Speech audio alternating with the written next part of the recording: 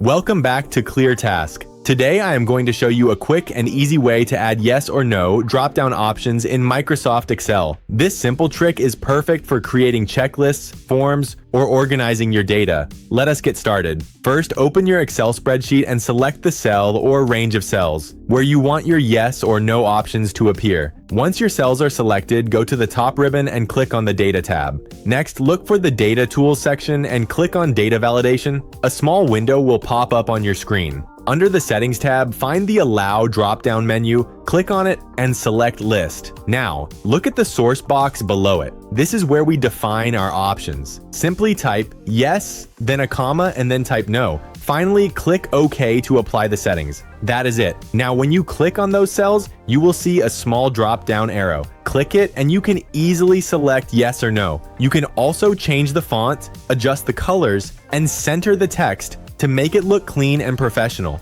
If you found this quick method helpful, be sure to like this video and subscribe to ClearTask for more simple tech solutions. Thank you for watching.